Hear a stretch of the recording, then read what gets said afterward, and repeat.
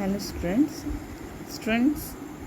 today we will start a new chapter in civics, chapter number 4, key elements of democratic government. Democratic government के लिए कौन कौन से की एलिमेंट होने चाहिए, यानी क्या क्या चीज़ें हमें ज़रूरी है, कैसी डेमोक्रेटिक गवर्नमेंट यानी लोकतांत्रिक सरकार होती है। बेटा हम अपने लास्ट चैप्टर में प्रीवियस चैप्टर में चैप्टर नंबर 3 में डेमोक्रेसी के बारे में पढ़ चुके हैं कि what is a democracy. Democracy क्या होती है? Democracy is a form of government in which people elect their representative through the election. एक ऐसी गवर्नमेंट की फॉर्म होती है जिसमें पीपल जो हैं वो अपने रिप्रेजेंटेटिव को यानी अपने नेता को, अपने लीडर को चुनते हैं इलेक्शन के द्वारा। ठीक है, तो आज हम इसी के बारे में पढ़ेंगे। फर्स्टली डेमोक्रेसी वर्ड जो है उसका लिटरली मीन है रूल बाय द पीपल, यानी लोगों के द्वारा शासन। It is the form of government, ये ऐसी गवर्नमेंट की फॉर्म है जिसमें government of the people, by the people, for the people, यानी लोगों की जनता, लोगों के द्वारा और लोगों के लिए चुनी गई सरकार होती है। ठीक है, इन द फॉर्म हम इसको ऐसे कह सकते हैं कि डेमोक्रेसी क्या है? डेमोक्रेसी एक ऐसा फॉर्म है जिसमें सरकार लोगों के द्वारा चुनी जाती है, लोगों के लिए चुनी जाती है और लोगों की ही सरकार होती है। ठीक है, all people of to choose their representative among themselves through an election process, और जितने भी लोग होते हैं वो अपने रिप्रेजेंटेटिव को इलेक्शन के प्रोसेस के द्वारा चुनते हैं। The elected representative are given the right to form the government, और इलेक्टिव रिप्रेजेंटेटिव को यानी जो रिप्रेजेंटेटिव चुने जाते हैं उनको ये अधिकार होता है कि वो सरकार बनाएं। ठीक है बेटा, हम प्रीवियस चैप्टर में ये भी पढ़ चुके हैं कि किस तरीके से डेमोक्रेसी में गवर्नमेंट बनती है, यानी जो पार्टी जीतती है, मेजॉरिटी में जीतती है, वो गवर्नमेंट बनाती है, उसको प्राइम मिनिस्टर के द्वारा इनवाइट किया जाता है गवर्नमेंट बनाने के लिए। हमारी डेमोक्रेसी 2 टाइप की होती है, indirect democracy and direct democracy. Okay, ठीक है, अब हम पढ़ेंगे इनडायरेक्ट डेमोक्रेसी। इनडायरेक्ट डेमोक्रेसी क्या होती है? इनडायरेक्ट डेमोक्रेसी में पीपल इलेक्ट देयर रिप्रेजेंटेटिव, लोग जो हैं अपने प्रतिनिधि को चुनते हैं यानी अपने नेता को चुनते हैं। Then these representative form government, और ये गवर्नमेंट का रिप्रेजेंटेटिव फॉर्म है। There are usually refer to representative democracy, और इसको हम नॉर्मली रिप्रेजेंटेटिव डेमोक्रेसी के नाम से भी जानते हैं। क्यों? क्योंकि इसमें जो रिप्रेजेंटेटिव डेमोक्रेसी में लोग जो हैं डायरेक्टली पार्टिसिपेट नहीं करते। ठीक है, यानी गवर्नमेंट के साथ वो डायरेक्टली पार्टिसिपेट नहीं करते हैं, बल्कि अपने रिप्रेजेंटेटिव्स के द्वारा वो जो हैं इलेक्शन प्रोसेस के द्वारा गवर्नमेंट की किसी भी डिसीजन मेकिंग प्रोसेस में पार्टिसिपेट करते हैं। ठीक है, यानी representative democracy people do not participate directly, लोग पार्टिसिपेट डायरेक्टली नहीं करते हैं। And instead they choose their representative through an election, और जबकि वो अपने रिप्रेजेंटेटिव को इलेक्शन के द्वारा चूज करते हैं। ओके बेटा, the representative meet and make decision for entire population, और जो ये रिप्रेजेंटेटिव होते हैं या आपस में मिलते हैं और पूरी पॉपुलेशन के लिए कोई भी डिसीजन बनाते हैं। इनडायरेक्ट डेमोक्रेसी में function will be big countries like India, USA and Canada. जो इनडायरेक्ट डेमोक्रेसी है वो ज़्यादातर कहाँ पर काम करती है? वो उन कंट्रीज़ में काम करती है जो बहुत ज़्यादा जहाँ पर जो है बहुत बड़ी होती हैं, जैसे भारत है, यूएसए है या कनाडा है। ठीक है, यहाँ पे हमें इनडायरेक्ट डेमोक्रेसी देखने को मिलती है। बेटा आप लोगों ने देखा भी होगा कि इंडिया में जब इलेक्शन होते हैं तो लोग क्या है अपने रिप्रेजेंटेटिव को अपने जो क्षेत्र है उन क्षेत्र में से एक नेता को चुनकर आगे भेजते हैं। ठीक है, तो आगे चलकर वही गवर्नमेंट बनाते हैं। डायरेक्ट डेमोक्रेसी क्या होती है? इसमें जो लोग हैं वो डायरेक्ट पार्ट लेते हैं, ठीक है, गवर्नमेंट को बनाने में।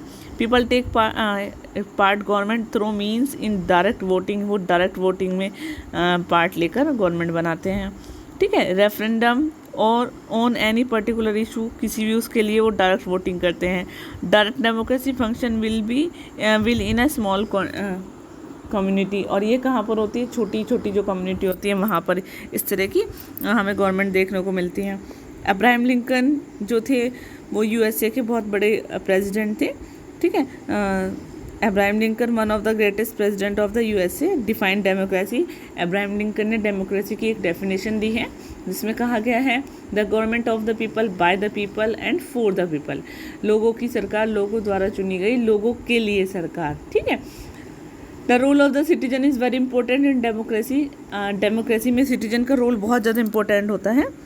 Citizen have to be aware of their right as well as duties, और सिटीजन्स को अपनी राइट्स यानी अपने अधिकार और अपनी ड्यूटीज़ के बारे में अवेयर होना चाहिए। They must have capability and sincerity to elect their representative. उनको अपने रिप्रेजेंटेटिव को चुनने की उनके अंदर क्षमता होनी चाहिए, ठीक है। कैपेबिलिटी होनी चाहिए, सिंसियरिटी होनी चाहिए। They should be able to understand their government in taking the right step regarding their welfare, और वो इस योग्य होने चाहिए कि वो इस समझ सके कि उनकी सरकार जो है जो स्टेप उठा रही है वो उनकी भलाई के लिए है। फॉर दिस रीज़न, इस वजह से ही it is important to acquire knowledge about current event and policy making through newspaper, radio, television as well as public meetings. और इस तरह की नॉलेज को करंट इवेंट्स को में या पॉलिसी मेकिंग में जो है बहुत ही ज़्यादा इम्पोर्टेंट होते हैं न्यूज़पेपर, रेडियो, टेलीविज़न और जो पब्लिक मीटिंग होती है, ठीक है। यानी हमें इन सब चीज़ों की नॉलेज इन सभी रेडियो, टेलीविज़न, इन मीटिंग से ही मिलती हैं।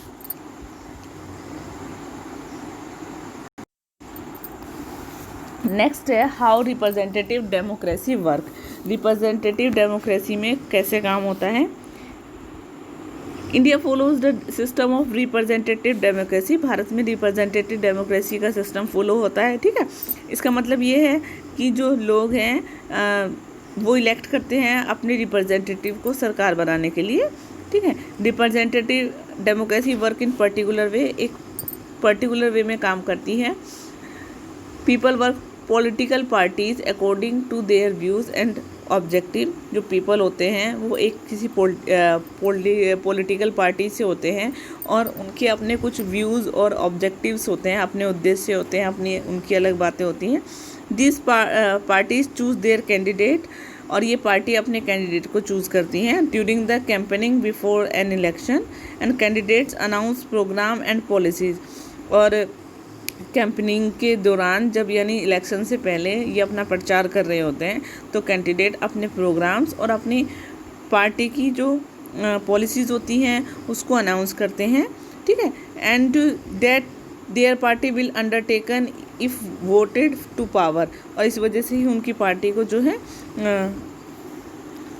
वोट लेने का मतलब वोट लेने के लिए पॉलिसीज़ होती हैं। और this is known as the party manifesto, और इसको पार्टी मैनिफेस्टो कहते हैं। यानी चुनाव के टाइम या चुनाव से पहले जो पॉलिटिकल पार्टी जो प्रचार करती है, जो वो अपने वायदे बताती है कि हम लोग इलेक्शन जीत जाएंगे तो ये काम करेंगे, हम रोड बनवाएंगे, हम सफाई की व्यवस्था करवाएंगे, एजुकेशन इम्प्रूव कराएंगे, तो ये सारे जो होते हैं ये आपकी मैनिफेस्टो कहलाते हैं, ओके।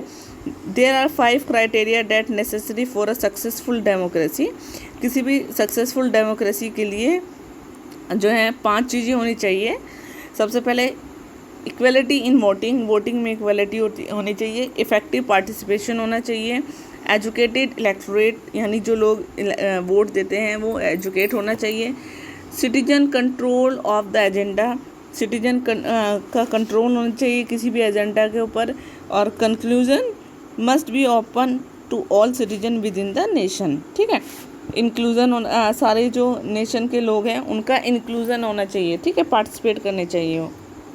फैक्ट फाइल, जैसे कि election held when the legislature complete its 5 year is known as general election. जब लेजिस्लेचर अपने पूरे 5 साल कर लेती है, ठीक है, तो वो क्या कहलाती है, तो उसके बाद जो इलेक्शन होते हैं उनको जनरल इलेक्शन के नाम से जाना जाता है, ठीक है। Government if government fail due to lack of confidence in Lok Sabha और स्टेट असेंबली बिफोर कंप्लीटिंग और इट्स फुल टर्म्स और no alternate government is possible mid term election are held, यानी जब कभी गवर्नमेंट हट जाती है, क्योंकि उनके जो है अविश्वास प्रस्ताव यानी लोग सेटिस्फाई नहीं होते, या फिर वो अपने पूरा 5 साल नहीं कर पाती और उनकी कोई दूसरी अल्टरनेट गवर्नमेंट नहीं पॉसिबल नहीं है, तो मिड टर्म में ही इलेक्शन कराए जा सकते हैं। Election held in case of vacation of any seat during the term of legislature due to death, division, cancellation of election commission और such other reason it is called by election. ठीक है, यानी अगर election कब होते हैं, जब कोई सीट खाली हो लेजिस्लेचर के टर्म में, या किसी की डेथ हो गई हो, ठीक है, या किसी क्षेत्र के जो है इलेक्शन कमीशन ने कैंसिल कर दिए हों। इसके अलावा बहुत सारे रीज़न है। ठीक है, तो it is called by election. ठीक है, तो इलेक्शन के द्वारा ये सारे काम होते हैं। फॉर्मेशन ऑफ गवर्नमेंट कैसे बनती है? देखिए बेटा, जैसे अभी बताया मैंने आपको कि लोग जो हैं अपने एरिया से जो लीडर खड़े होते हैं, उनके जो रिप्रेजेंटेटिव खड़े होते हैं चुनाव के लिए, वो उनको वोट देते हैं। ठीक है, फिर जिस पार्टी के लोग जीतते हैं वो गवर्नमेंट बनाती है। The party that win the majority of the seat in the legislature, जो पार्टी लेजिस्लेचर में सबसे ज़्यादा मेजोरिटी में सीट मेजोरिटी में जीतती है वो गवर्नमेंट बनाती है। Representative democracy means the rules of the majority, और रिप्रेजेंटेटिव डेमोक्रेसी का मतलब ही ये है कि रूल ऑफ द मेजोरिटी का रूल। ठीक है, the government should represent the largest number of people, और गवर्नमेंट जो है उसमें रिप्रेजेंट होते हैं बहुत सारे लोग। मैनी टाइम्स, बहुत बार, one single party does not get a clear majority, कभी ऐसा होता है कि एक ही पार्टी को सारी जो है मेजोरिटी में वोट नहीं मिल पाती। In case other parties combine to form the government, तो उसके साथ दूसरी पार्टीज भी आ जाती हैं। ठीक है, और वो क्या है, गवर्नमेंट बनाती हैं फिर, और इसको कहते हैं कोलिशन गवर्नमेंट। ठीक है, गठबंधन की सरकार, यानी आपने देखा होगा जैसे बेटा अभी आप लोग सुनते भी हैं कि बहुत सारी आप न्यूज़ में कि बहुत सारी पार्टीज़ ने हाथ मिलाया है। ठीक है, कांग्रेस सपा आपस में इन्होंने आपस में मिल गए हैं। तो जब एक पार्टी, मान लीजिए किसी एक पार्टी को वोट नहीं मिली है मेजोरिटी में, यानी वो सब जीतने के लिए जो वोट नहीं मिली, तो उनको क्या करते हैं, तो वो दूसरी पार्टी के मेंबर आके उनके साथ मिल जाते हैं। ठीक है, तो उनकी गठबंधन, मिली जुली सरकार जिसको बोलते हैं, वो सरकार बनाते हैं। Alternatively the political party with largest number of seat can form the government, और नहीं तो जिस पार्टी को ज़्यादा सीट नंबर होते हैं, वोट मिलती हैं, वो गवर्नमेंट बना लेती हैं। इफ़ इट रिसीव सपोर्ट तो other parties and independent candidate, और अगर वो रिसीव करती है किसी दूसरी पार्टी का या इंडिपेंडेंट कैंडिडेट का वोट को। ठीक है,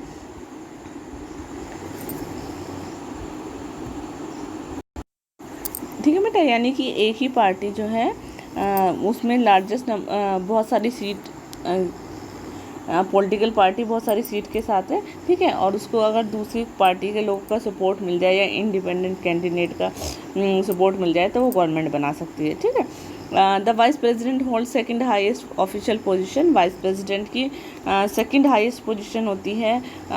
सबसे पहले प्रेसिडेंट की होती है। ठीक है, उसके बाद वाइस प्रेसिडेंट का नंबर आता है।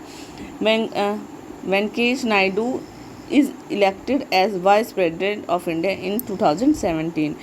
ठीक है, 2017 में वेंकटेश नायडू जो हैं वो आपके वाइस प्रेसिडेंट चुने गए थे। ठीक है, नेक्स्ट है अपोजिशन। अपोजिशन क्या होती है?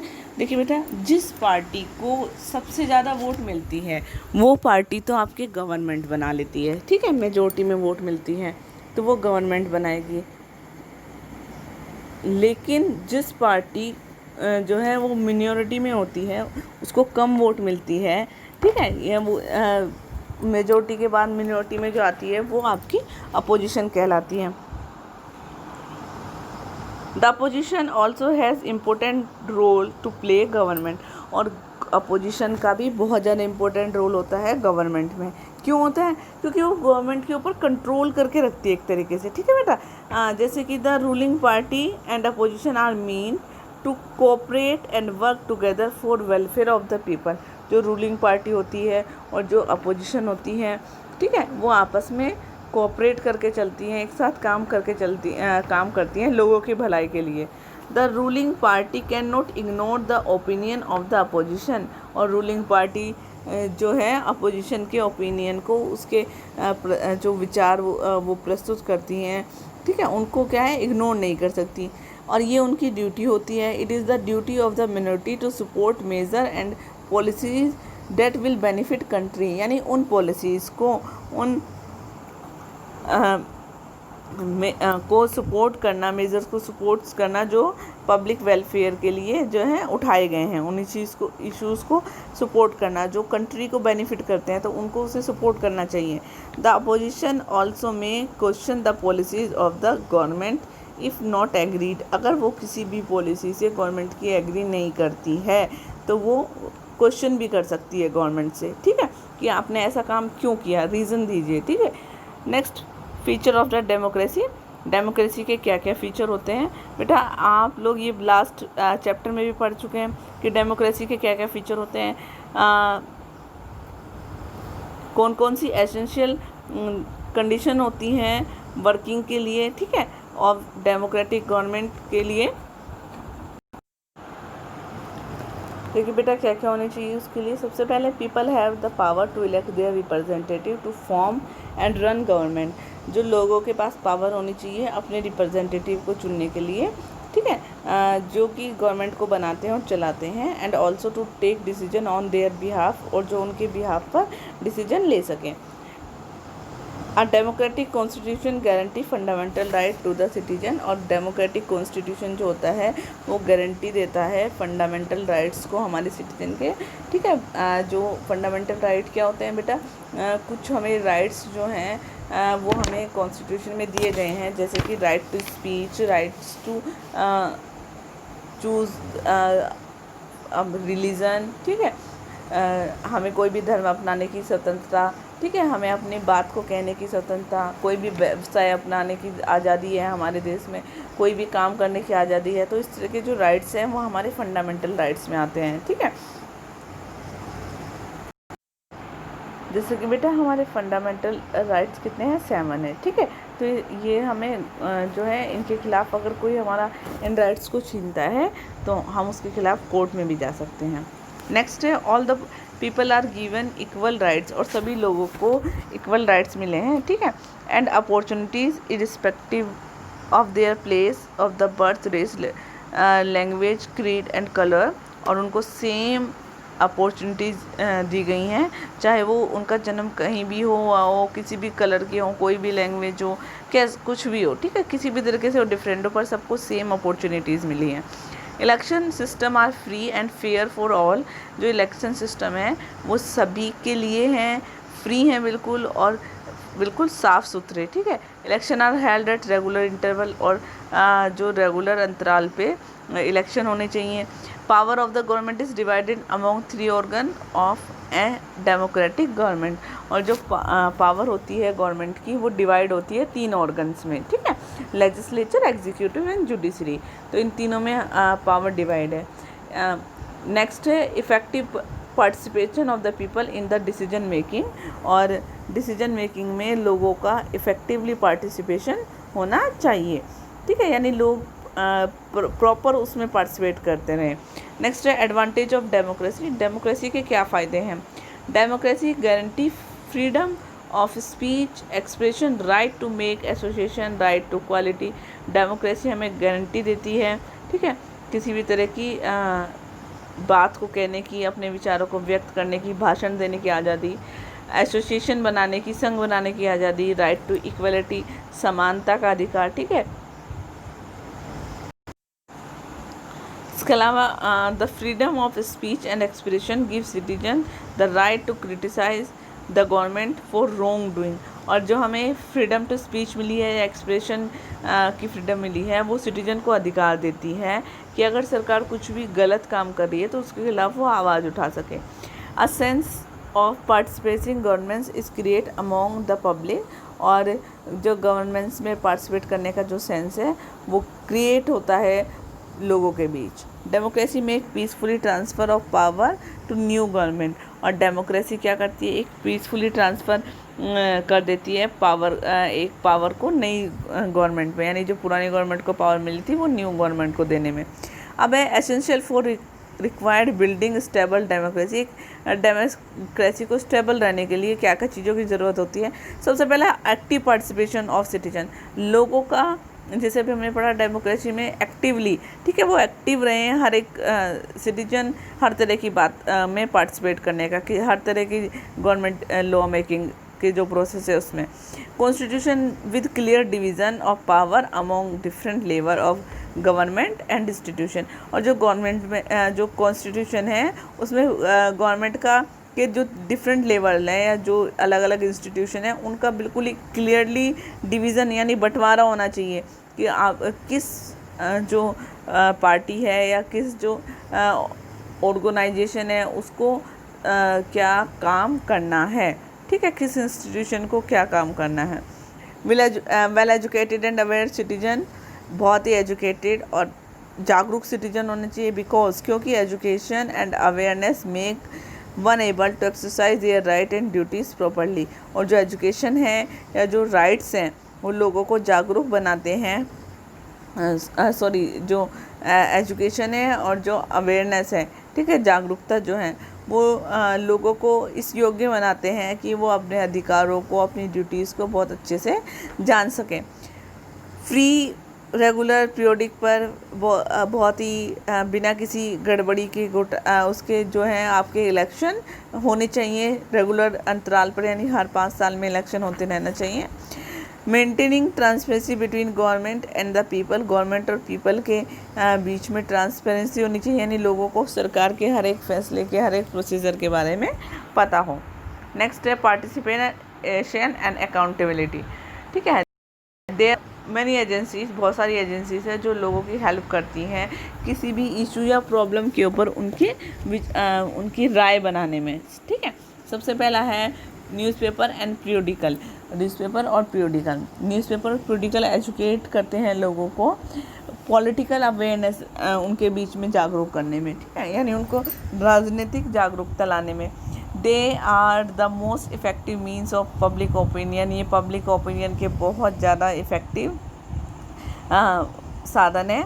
Also opinion expressed by view individual और and organisation are published in newspaper and periodicals, जो व्यूज़ होते हैं या जो ओपिनियन होते हैं लोगों के, किसी अकेले के या फिर किसी ऑर्गेनाइजेशन के, वो न्यूज़पेपर में या periodicals में जो है वो छापे जाते हैं, ठीक है, हर एक न्यूज़पेपर में, ठीक है। यानी जो बेटा लोगों के उनके ओपिनियन, विचार जो होते हैं या किसी ऑर्गेनाइजेशन के जो विचार होते हैं उन न्यूज़पेपर में, यानी जो समाचार पत्र होते हैं उनमें, या फिर पीरियोडिकल पत्रिकाएं जो निकलती हैं उनमें जो है पब्लिश किए जाते हैं, ठीक है।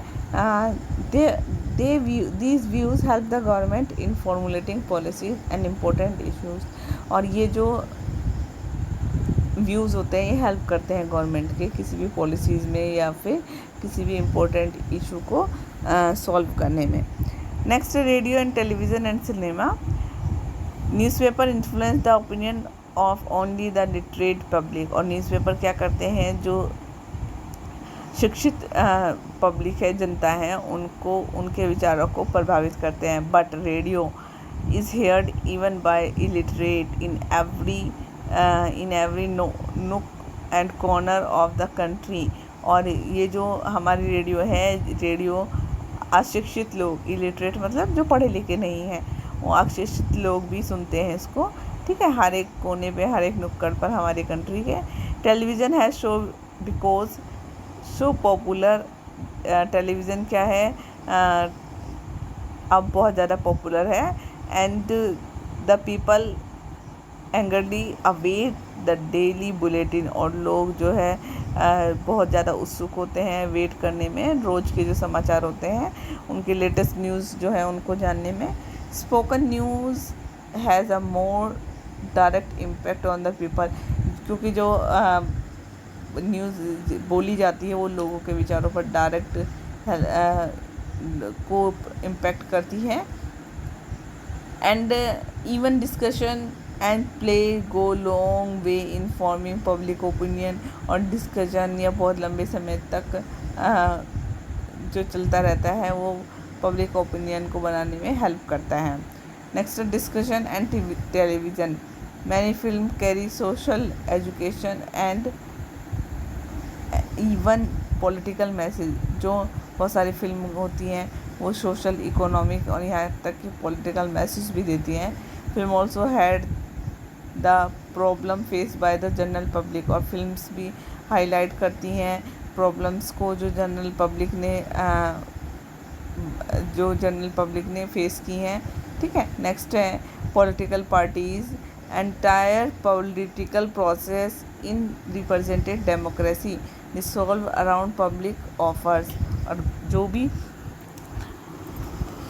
पॉलिटिकल प्रोसेस होता है रिप्रेजेंटेटिव डेमोक्रेसी में वो उसमें क्या है, पब्लिक ऑफिसेस भी रिवॉल्व्स होते हैं. ठीक है. At the time of election के टाइम पॉलिटिकल पार्टीज डिक्लेयर करती है अपनी पॉलिसीज़ को और प्रोग्राम्स को.